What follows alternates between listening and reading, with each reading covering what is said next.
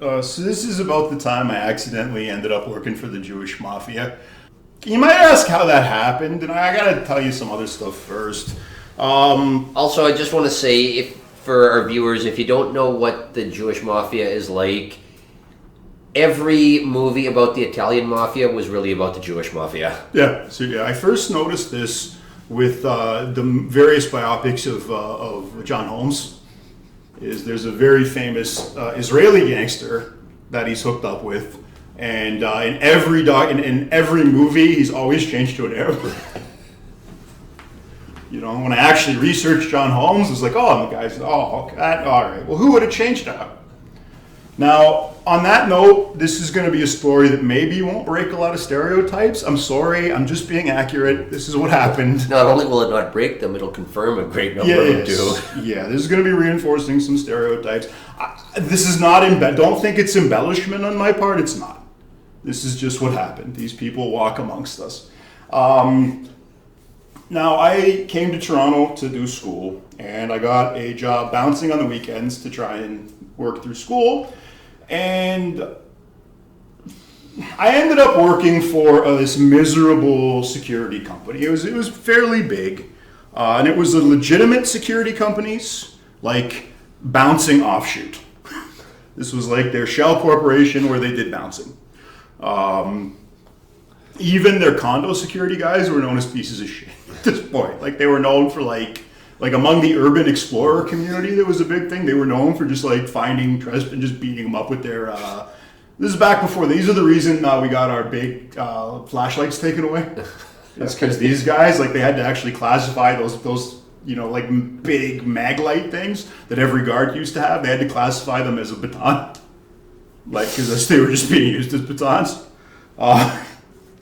So yeah, that's this company. Running this company is you'd think it's a big black biker. And he at one point was really effective. He'd been a good bouncer in his day, but he had some vices. I went to have a meeting with him at one point, and he's all pissed off, and I'm like, what's wrong? And he's like, the census worker came to my house again today.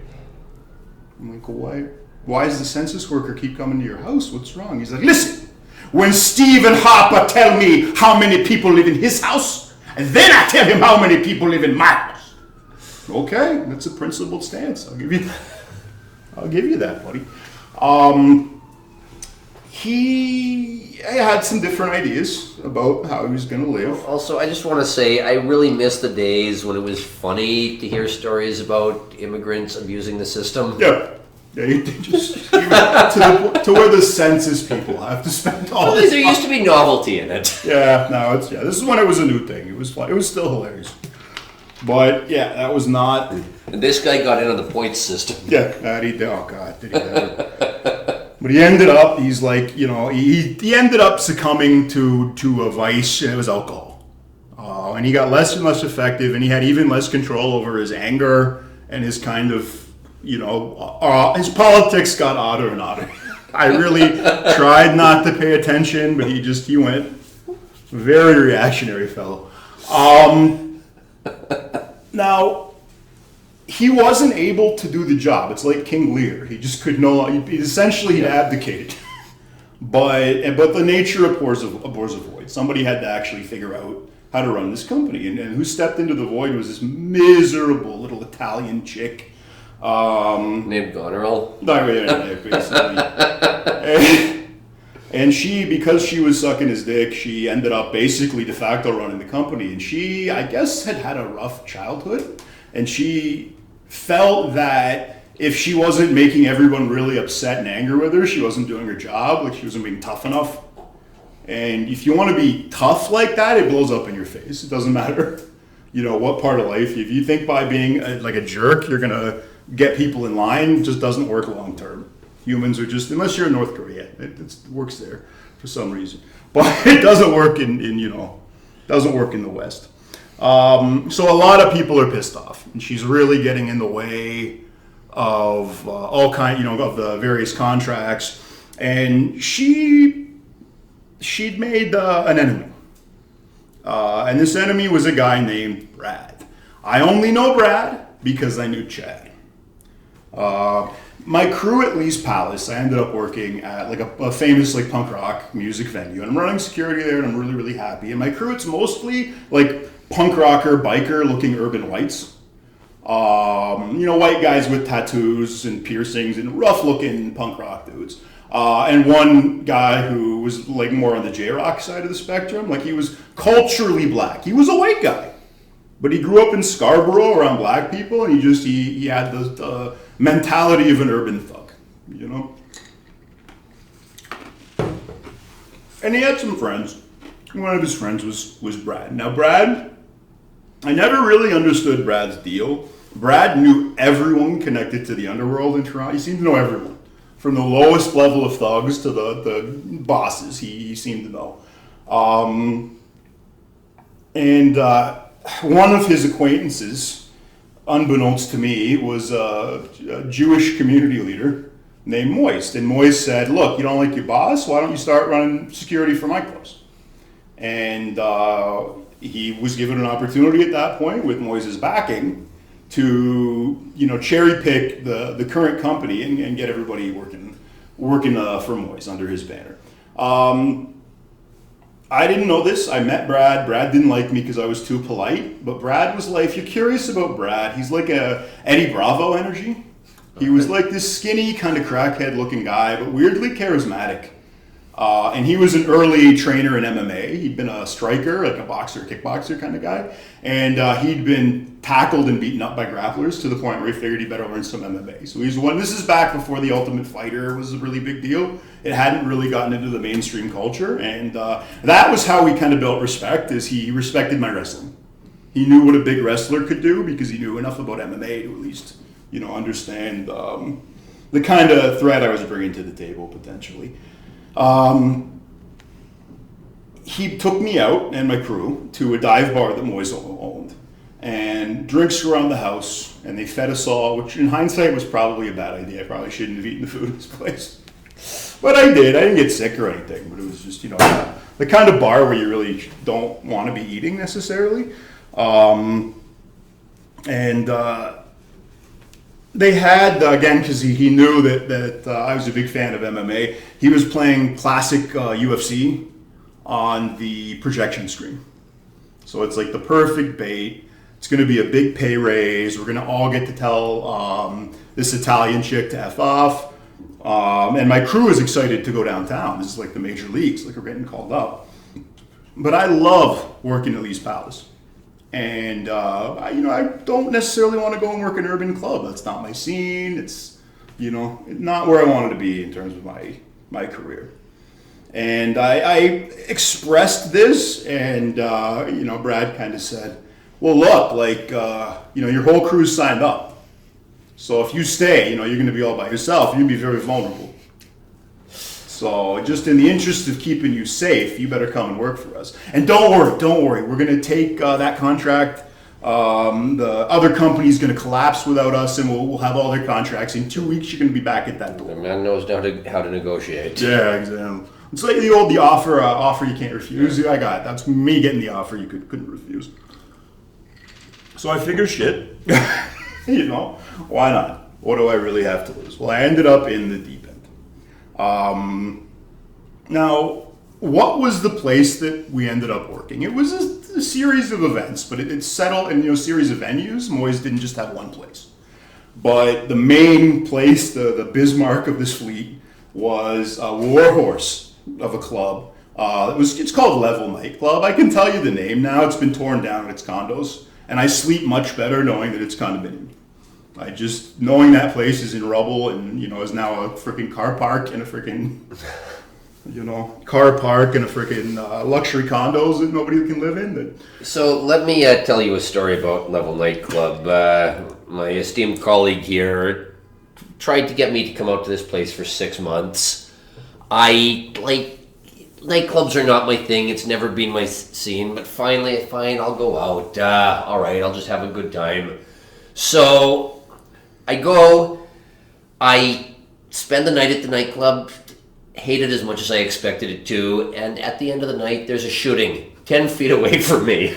So close that I can smell the gunpowder. Like, all right, So if that bullet had been aimed at me, I would be hit before I even knew there was a shooting. Well, that's the beauty of an urban crowd, is these guys can't shoot to save their lives. Like, there's a reason why, if you hear about hits in Toronto, it's like always 3 guys these people send, because you have to send at least 3 guys to have a hope of hitting your target.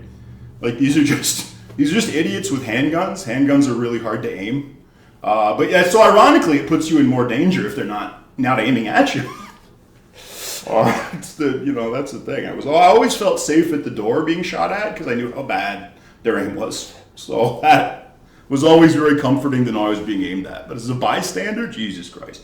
Now, why did they shooting kick off in the parking lot and not in the club? Well, we had searchers, and we went through everybody's everything to make sure no guns got in the club. So at the end of the night, when we kick these idiots out, if there's a beef, they'll go to their car, they'll get their gun, they'll come back and they'll settle it. So anyway, that's the kind of place it was. It was 3 bars. There was a bottom level bar, there was a mid-level bar, and there was an open roofed top level bar. And this place really, it was a club. It was a very successful club. It was packed all the time. But that really wasn't the business. The business was cleaning money, getting dirty, illicit money cleaned up and into a bank. That was Moise's main job, and he was so good at this, and it was such a big club that he could do this service for multiple organizations and groups. So he would do this for Italian community leaders, he would do this for Asian community leaders, and he would do this for motorcycle enthusiasts. So you read between the lines there in terms of who our clients were. This made for a very interesting VIP. These different people and their connections would come and check on their investment and end up getting the VIP treatment. So you never know who was going to end up in your VIP. My first night with Moise, he tried to screw me out of 15 minutes of pay.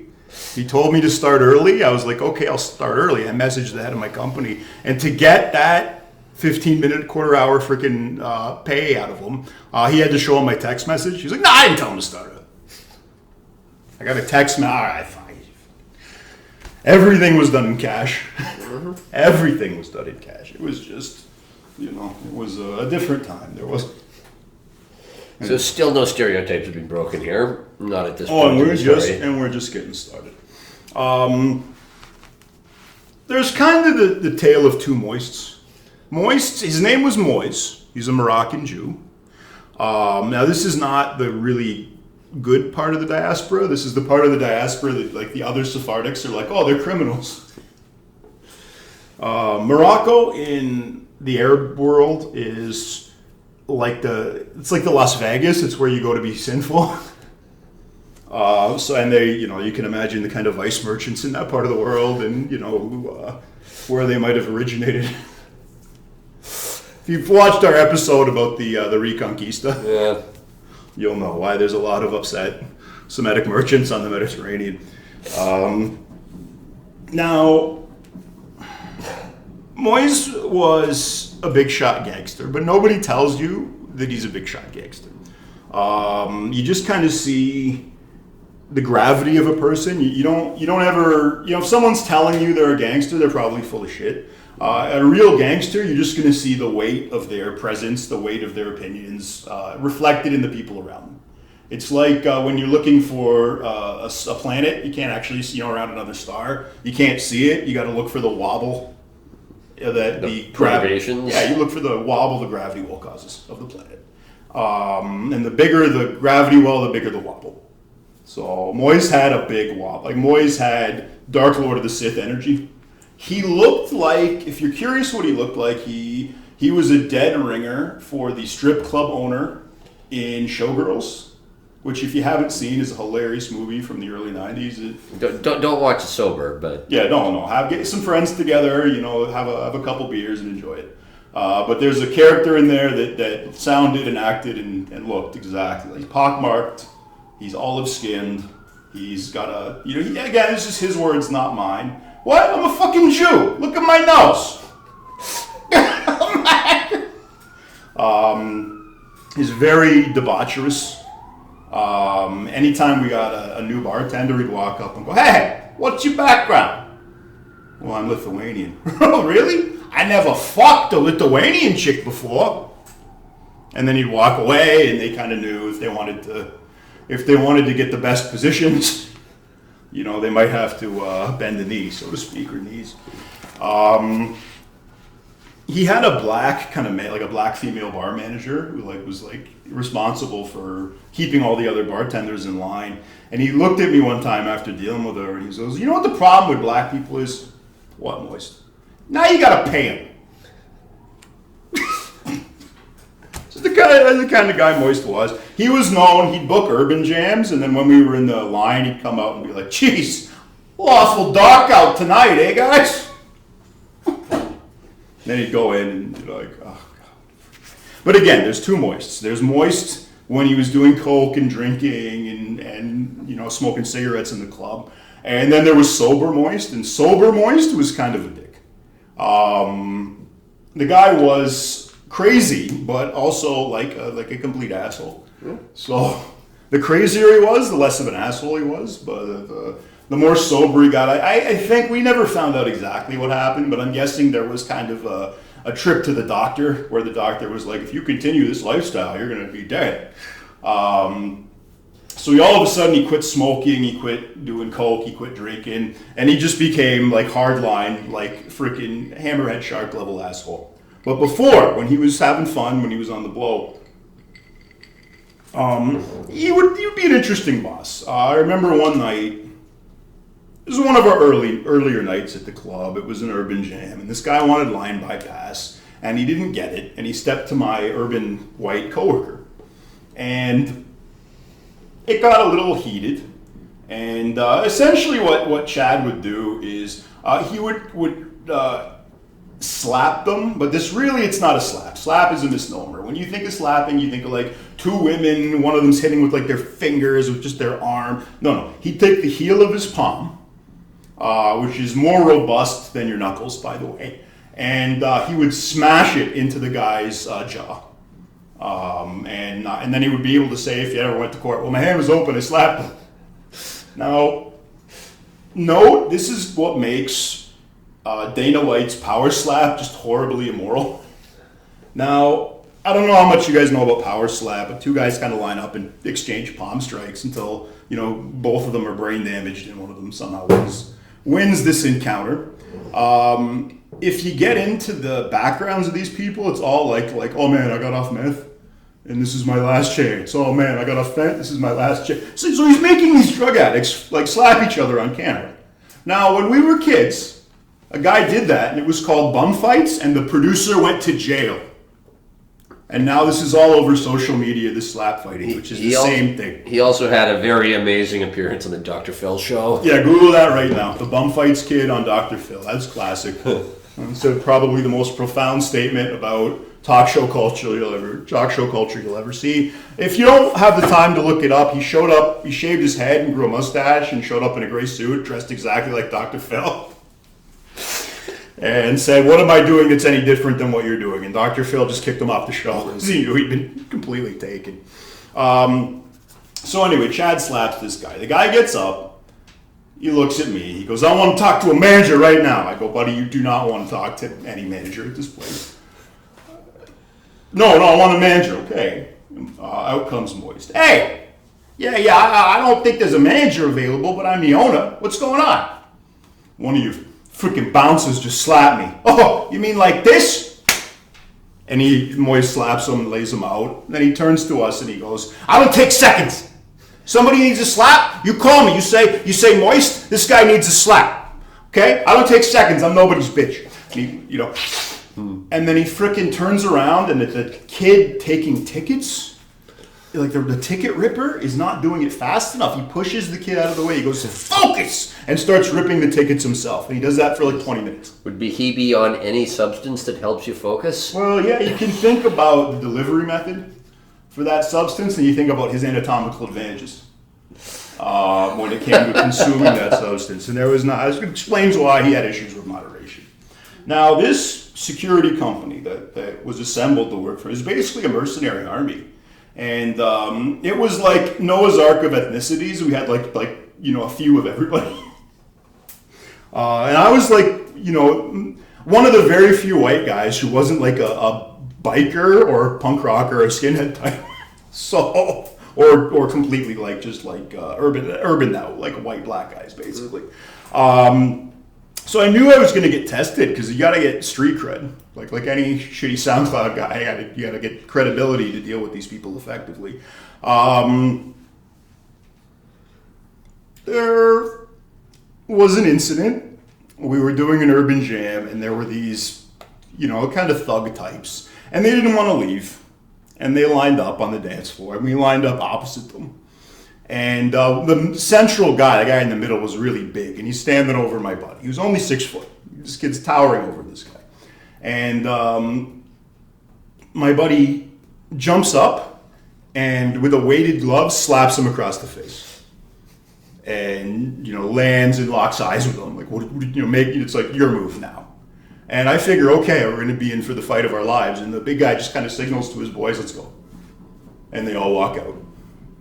And I hear him say on the way out, we get kind of away from the speakers, like, these white boys are crazy. If they slap us, they'll shoot us.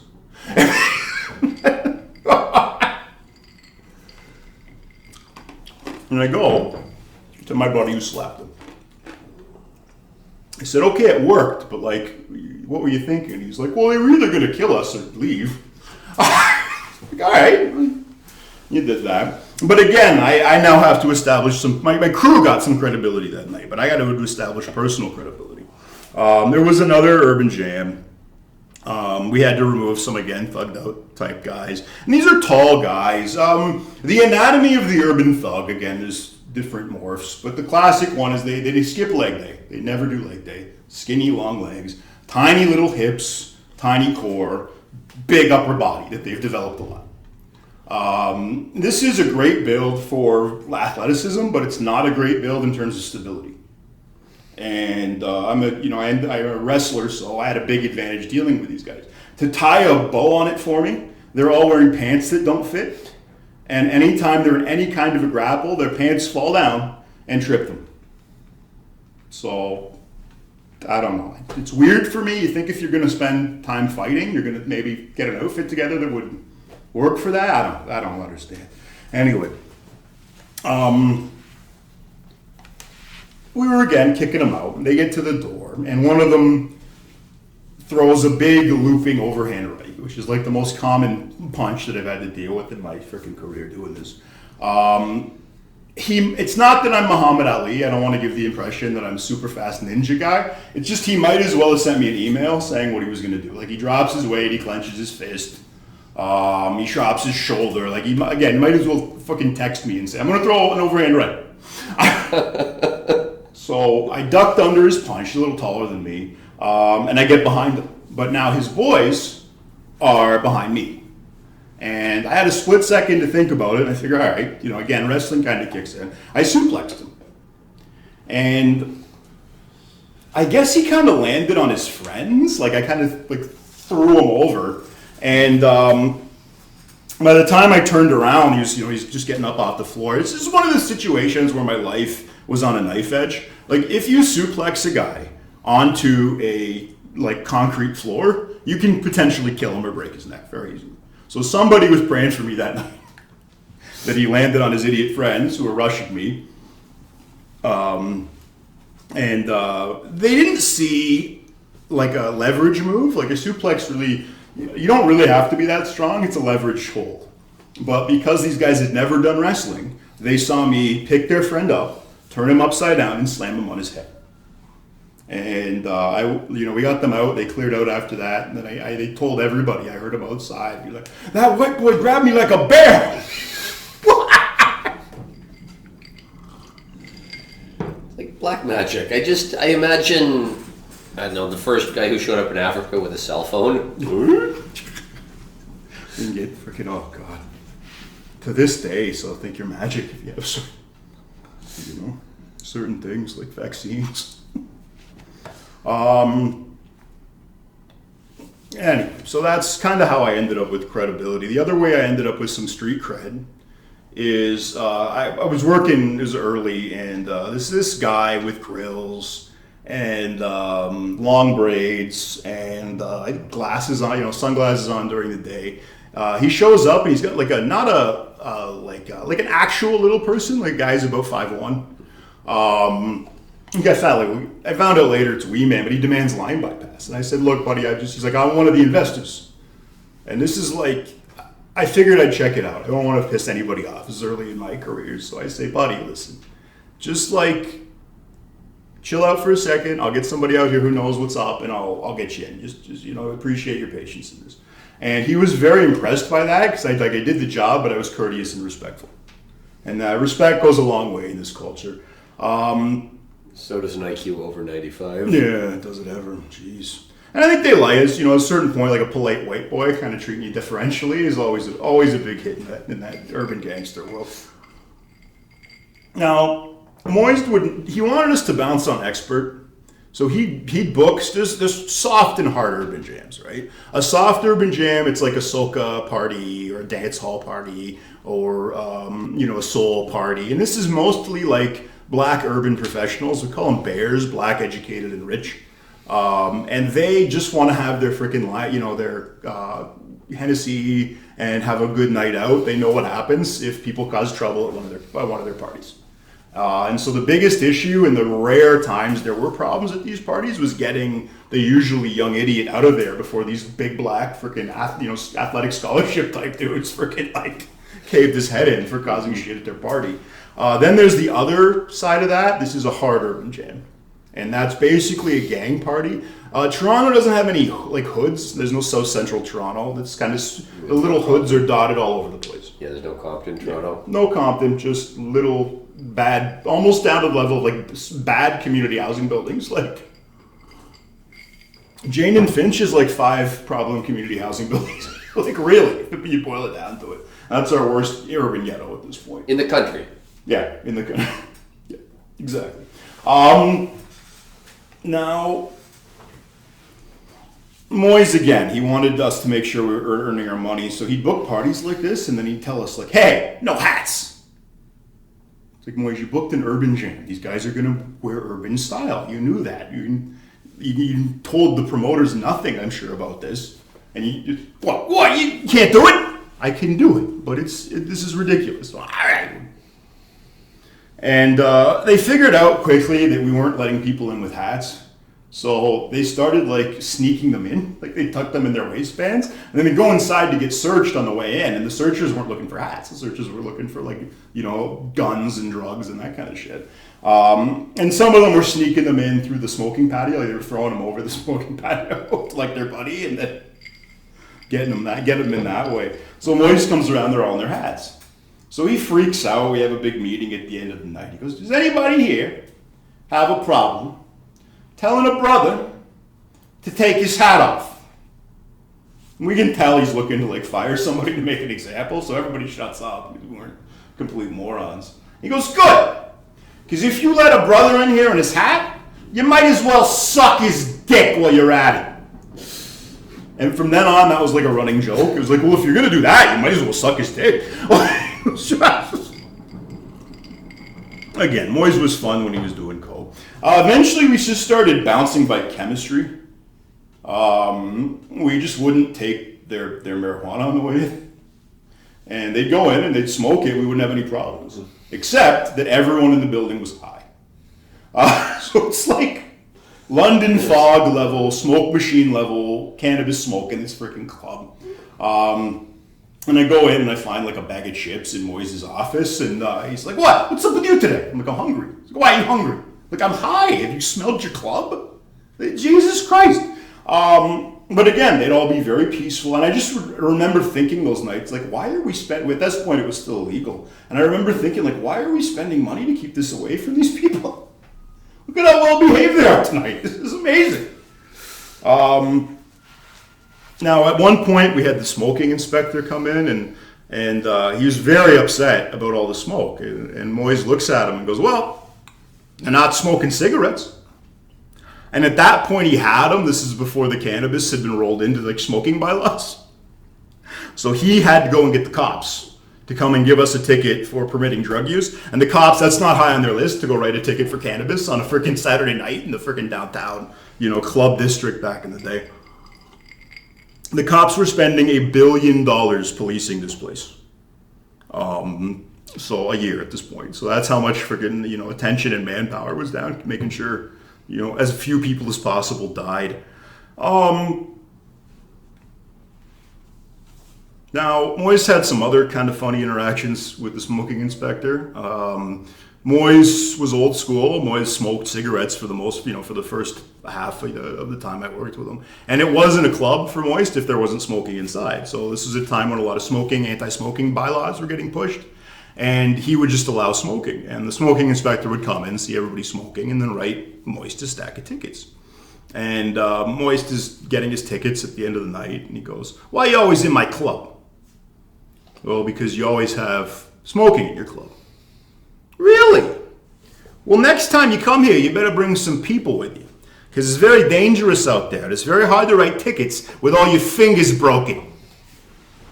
And I never saw an inspector again without an RCMP bodyguard for the rest of the time I worked there. You talk about like seeing somebody's gravity. That's what I'm talking about. Like, oh shit, that's all right. The RCMP guy, the first time he came in, he shoves his badge near my face, like, "RCMP. Yeah, okay, low-level bouncer. How you doing, buddy?" And he mud checks me. He locks eyes with me, and he thrusts a little bit towards me. And I'm like, "Dude, what's with this grade 8 shit? You have a gun. Don't worry, you're fine." But that was just some weird shit you see, man. Saw a different side of police being down there. Now you saw what they were and were not willing to enforce. Yeah, what was worth their time, what wasn't, and again, some of the worst, some of the different things. Now, Moist, I want to give the devil his due. Buddy actually is, I think, the only guy I've ever met who actually beat City Hall. How did he beat City Hall? Well, he realized that if he made them spend more money than they were making ticketing him, trying to collect his tickets, eventually they'd leave him alone. And he got a lawyer, and the lawyer's strategy is he would get as many of the tickets scheduled for the same docket as he could, knowing that some of the inspection staff and cops wouldn't be able to make it. And then he'd get those dropped, and then he'd defer the rest and play the same game again and try again. And he cost them and tied this up in the system to the point where by the end of the time I was there, they were actually ticketing bartenders for overservice because they knew ticketing Moise was freaking, useless. He had a whole wall in his back office full of yellow tickets that he'd been written. And I was like, "You gonna pay any of those?" He's like, "No." Now, that's Moise for you, Jesus Christ. There's one more thing I'll tell you about Moise. I got to see his Scarface mansion in the Bluffs. I wasn't a guest. I was doing security for a party he was throwing, and he had $40,000 on his coffee table between two money counters. And I asked him, I was like, "Why is there all that cash on the coffee table?" He goes, "That's a working man's salary for a freaking year. Can you imagine some freaking stiff getting up at 6 in the morning to get that?" And I found out later, I made friends with some of his stepkids. That when he's in a bad mood, he'll just sit there and count the money. He just runs it through Shylock style. So that's like Ebenezer Scrooge. Yes. He just loves to count his money. It was, again, not making this up, guys. I couldn't make this up. This is a real person that exists. I'm sorry. Speaking of not breaking these stereotypes, he had a biological daughter, and she had I don't know how else to say, she had a pet midget. He was like the court jester of this girl's crappy bat mitzvah crew. He'd let her come in and drink underage, so that was one thing. I had to get her out the back door when the inspectors came as part of my job. And the little guy, she'd get him drunk. They get bottle service, and then she'd send him to pick fights with the security because she thought that was really funny. And usually he'd do this, and it's little guy's picking a fight with you, just kind of send him back, whatever. He did this at one point to Chad, my freaking urban white guy buddy. And Chad leans over and he goes, "Listen, buddy, I know you're trying to joke, but don't fuck with me, okay? Look, I fucked up I don't think for a second I won't fuck up a midget. I fucked up a blind guy. I fucked up a guy in a wheelchair. I'll sure as shit fuck up your little ass." And he sends him back, and I was like, Chad, what'd you do to the guy in the wheelchair? You break his fucking spokes? What the fuck? What? Anyway, that's Chad. He was a collector for bad people, so he sometimes, wasn't. He had to get the job done. That was, Apparently, yeah. Apparently, yes. That is what you do. Is you fuck up the guy's wheelchair because then he can't get around, and it's a big. You can't break his legs. That's not gonna have the desired effect. So yeah, you take the wheels off, or you take the battery out of his each. Apparently, yes. That is. I asked him. That's apparently the go-to strategy for this kind of shit. So. You use what you got. You use what advantages you have. You pay your debts, people. Yeah, that too. Now, you think, okay, Moist is really bad. Moist had a brother that was worse than him, and this brother was in business with a guy named Peter. Now, if anybody's seen the Party Monster documentary or movie, the guy with the eye patch, that's a real guy with an eye patch. And his name's Peter, and he's from fucking Mississauga. He's from this, like, a suburb of Toronto. And he was in New York doing club promotion, and after the events depicted in those great sagas, he got a little bit of time, and then he had to come back to Canada. And this is when he was coming back to Canada, and he was in the air. Now, I never worked for him personally. He was just somebody that was, like, around. He's a contemporary of this guy. I do know, though, that he shut his club down abruptly and didn't pay anyone their last checks. So that's what ended up happening. That's all the only story I can really tell about him. Yeah. Now, if you've watched the movie Party Monster, if you wonder what happened to Michael Alec, he died of a heroin overdose. Yeah. Surprise, surprise. It's always who you'd least suspect. If only he'd given us some sign that there was some drug abuse going on. It's like when Mitch Hedberg turned out he died of a drug overdose. Like, really? Yeah, poor guy. And then you go back, you realize, whoa, he never had the short sleeves on, ever. He always had to cover his track marks. Moyes, in my World War II history episode, I kind of like said, I brought Moyes up because he was like, working for Hitler at the end of his career when he was all on drugs and crazy. He's pretty much like working for Moyes. I stand by that. I think that Hitler was actually more open-minded than Moist about race. Moist would tell me straight up, like, I don't want brown pieces of shit in my club. They have one drink and they scare the women away. Which they do. And I was like, Moyes, you book like Desi and Arab jams. Like, what do you want? Like, if you don't want these people in your club, there's systemic factors here. So what you're telling me is we need to put this guy in charge of our immigration policy? He would run a tight door. He would be running a very, as only an Israeli can. Moist had 3 passports. I know this because I saw him on his desk. Canadian, Moroccan, Israeli. So there was that. And yeah, that was my boss for this period of my life. Now, at one point, early on, we got sent to Wasaga Beach to do a big party, that was a 3-day party up there. And, it was interesting. I don't normally drink on shift, but I drew overnight. And my overnight partner was like a roughly 400-pound punk rock skinhead, ex-biker guy. And he got a bunch of cases of energy drink. Like, he went to this is when they were handing out energy drinks at these festivals. They just had, anytime you went to any kind of festival, there was girls handing out energy drinks. I think they wanted people to die. I don't know, but he got cases of this shit. He got enough to stock a convenience store, and he mixed it with Jack Daniels, and that's what we drank all night. And I guess he was mixing it a little too strong, or the sugar wiped me out, or the caffeine. By the time my shift ended, Brad came down to check on me, and I was doing like circles around the beer tent. And he's like, "What are you doing?" And I look at him and I salute and I go, "I'm securing the perimeter." And he's like, "Go to bed. Just go to bed." Now, weird shit. I didn't get in trouble for that. The guy who got in trouble for that was the big skinhead biker guy because he mixed it too hard and been irresponsible. All right. So I don't know. Some culpability is a weird thing sometimes. Yeah,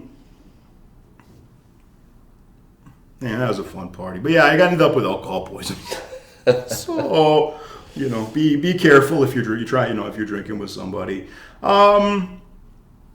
Moyes again would book it to any party he could. At one point, he booked Israeli Independence Day on the top floor, and he booked Palestinian New Year in the bottom floor.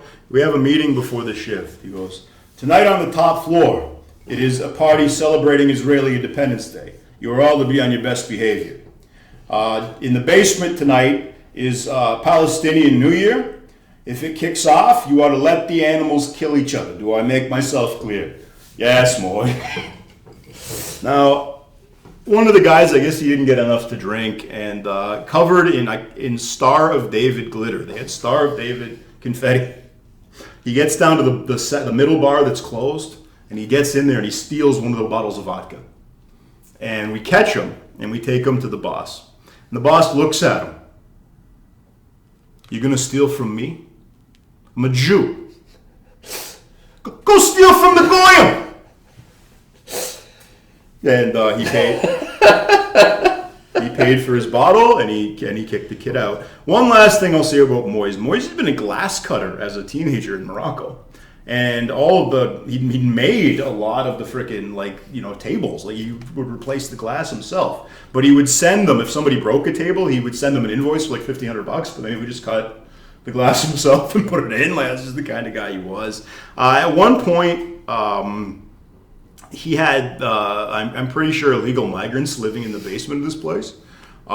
He closed one of the bars for renovations, and he didn't have any permits. So we were really curious what was going on. And then one night after work, we hear him down there, and he's like, "Get up, you lazy spicks!" And earlier that night, we caught his nephew smuggling in like a garbage bag full of dry beans and a garbage bag full of tortillas. And we were like, "Oh, we're doing food now? Great, give me a burrito." But what ended up happening is the guy, he didn't, like I said, he didn't have permits. So he didn't want people to see workers coming and going from the site. So he had them live downstairs and fed them and had them do work, I guess, right from when we left until the bar was open. Yeah, when your boss is human trafficking, you ask some very freaking, hard questions. There was a company cruise at one point. There's 4 bouncers on this whole ship, and it's not the A-team. And this whole crew is full of my entire mercenary army security company. And all the sketchy little crews, like anyone, is a company cruise for Moist. You can imagine who's here. So one of the little promoter or drug dealer crews gets into a fight with one of our guys, and they jump him and beat him up. Now I pull him out of the pile, and I get him into the stairwell, and then I go to hold the little porthole door. And they can't get to me. Like, there's more of them, but they can't all get in, because I'm at the door. Right? They can't all attack me at once. One of them runs up and kicks me in the leg. And I guess he skipped leg day too, because I didn't feel anything. I had pretty big legs. They're well padded. So I just kind of smirked at them, and I said, "Anybody else? Anybody?" And they were scared enough of that. They didn't. But Honor had not been satisfied. So the big skinhead biker dude kind of waddled. He figured out which one had hit our guy, and he waddled into their booth and grabbed the guy who hit him around the neck and just started slapping the crap out of the guy with his rings on. Ouch. Yeah. The cops are waiting for us when the ship comes into port. And they go and they ask him what happened. And he goes, "Well, he hit my friend, so I slapped the crap out of him." "How many times?" "More than 5, less than 10. Right. And the cops said, "Okay, it's a drunken brawl, whatever." But we get back to work, or we get to work the next day, and Moist is all pissed off because these kids had run their mouths that they'd hit one of Moise's bouncers. And he goes, "Come on! You make me look like shit. You guys freaking lose a fight? Come on!" I was like, "Well, we dealt with it. What do you want from us?" He goes, "I told you to be on your best behavior. You should have taken those guys and thrown them fucking overboard." I'm like, "Moise, we were out in the middle of Lake Ontario. They could have died." He goes, "They would have swum to the island." Like, "All right, next time, Moise, we'll freaking do attempted murder for you. No problem." Like, "All right, good. That's what I expect." This is, again, there were guys that were old school, and Chad is one of them. And there was a issue where he was throwing out a crew of guys, and I guess he liked their jewelry and maybe their money. And he ended up, they stepped to him, there was a fight, and in his culture, you rob the people after you beat them up. So these guys are waiting outside for us. And the boss, this is the guy who runs the company, Brad. He's coming from one of the satellite clubs, and he walks by, somehow he knows these freaking idiots, and he goes, "Hey guys, what's up?" And I'm like, "Yo, one of these bouncers freaking stole my buddy's chain, ripped us off, so we're gonna shoot him when he comes outside." So if you're gonna commit murder, maybe don't tell people that you're gonna commit murder. I'm just saying, don't advertise like that. But it worked to our advantage that night. He went in one of the back doors, and then he's like, "Okay, guys, take your shirt off. Take your security shirt off. Don't go out that door." And it turns out now these guys got dealt with. Apparently, they got taken somewhere and given a very unpleasant ride involving handcuffs and a motorcycle, or a couple of motorcycles. But Chad got fired. So that was kind of the thing. They were just like, "Look, you can't cause this shit." So, he got fired, and that was kind of the beginning of the end for me. He'd been doing a lot of advocacy for me and our little crew, and that was not great. Now, at one point, we had what I like to call the brawl to end it all. Now, remember I told you the VIP areas in this club were full of unusual people and community leaders. And this is the Triad was up here. There was a group of black guys, and the rest of us who'd cleared the other bars and were up there just relaxing on the VIP. Yeah, this is after the bar had closed officially.